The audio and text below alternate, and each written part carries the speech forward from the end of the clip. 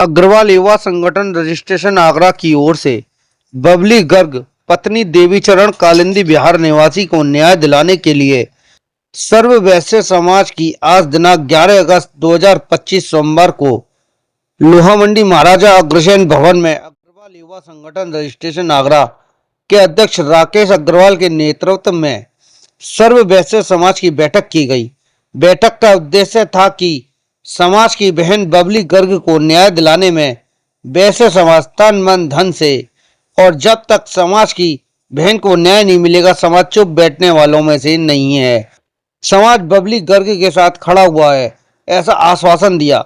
समस्त समाज 13 अगस्त दिन बुधवार को सुबह 10:30 बजे अग्रसेन भवन लोहा मंडी कोठी मीना बाजार के सामने आगरा पर एकत्रित होकर पुलिस कमिश्नर से मिलने जाएगा और बबली गर्ग को न्याय, मकान कब्जा मुक्त, निलंबित निर्दोष पुलिस कर्मियों के निलंबन वापसी की मांग करेगा और दोषियों के खिलाफ कानूनी कार्रवाई की मांग करेगा। अगर ऐसा नहीं होता है तो समस्त वैश्य समाज सड़कों पर उतरकर आंदोलन करने के लिए मजबूर होगा, क्योंकि वैश्य समाज हमेशा से ही बीजेपी का कोर वोटर रहा है। लेकिन बीजेपी के जो विधायक हैं वह वैश्य समाज की अनदेखी करते हैं। इस बार वैश्य समाज फ्लोटिंग वोटर बनेगा, क्योंकि कोई भी राजनीतिक पार्टी फ्लोटिंग वोटरों की अनदेखी नहीं करती। आगरा से गोपाल अग्रवाल की रिपोर्ट, आरजे न्यूज। क्या नाम है आपका? बबली गर्ग। अभी क्या हुआ है आपके साथ, क्या घटना? मेरे साथ ये हुआ है भैया, मेरा मकान था, मेरे मकान में सब रजिस्ट्री हो गई, मकान खाली हो गया था, मेरा कब्जा मेरा था, सामान मेरा रखा था।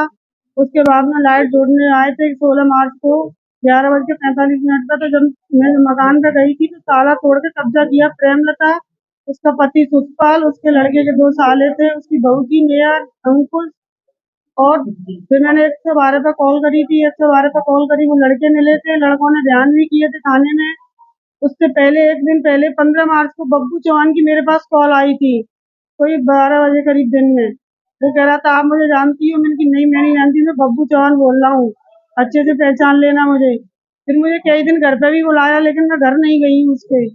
उसके बाद में ताला तोड़ा था तो मैं थाने चक्कर लगाए, मतलब बहुत जगह गई थी, लेकिन मेरा कोई न्याय नहीं मिला। फिर मेरा मुकदमा हो गया। 18 तारीख को मैं हाथरस गई थी, मैं घर पे नहीं थी, ना मेरे बच्चे थे, कोई भी नहीं था। उसके बाद में भी अब मेरे ऊपर कोर्ट से मुकदमा डाल दिया है उन्होंने।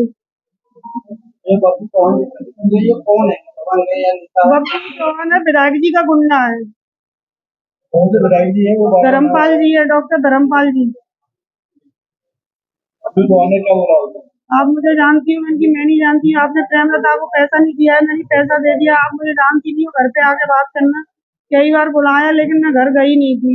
मैंने कि मैं घर नहीं जाऊंगी, मेरे साथ कोई भी हादसा हो सकता है। अब आप शासन प्रशासन से क्या चाहते हैं? मैं न्याय चाहती हूँ, बस मेरे पास 2 बेटी हैं, मेरे हस्बैंड को 2 अटैक पड़ चुके हैं, और इस महिला को जेल भिजवाओ भाई, कैसे भी करके। ये यही काम करती है। हाँ, ये कहती विधायक जी मैंने खरीद रखा है, बब्बू मेरा मतलब मिलने वाले हैं। मेरे पास प्रशासन की, विधायकों की कोई कमी नहीं है, नेता नगरी की सब लोग। कर रहे हैं? आयुष विहार में जो मेरा मकान था वहीं रहती है वो।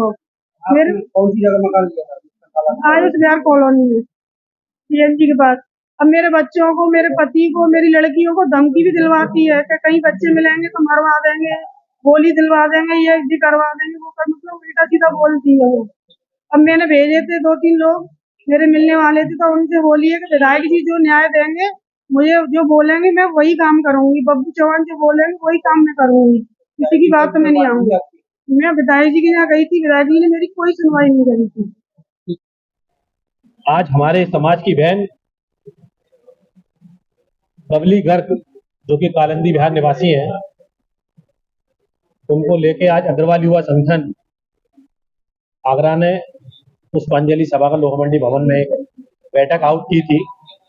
इसमें समस्त हमारे युवा संगठन के पदाधिकारी और सदस्यगण और सम्मानित हमारे समाज के लोग, अन्य अन्य क्षेत्रों के जो समाज के लोग हैं वह भी लोग यहाँ उपस्थित हुए।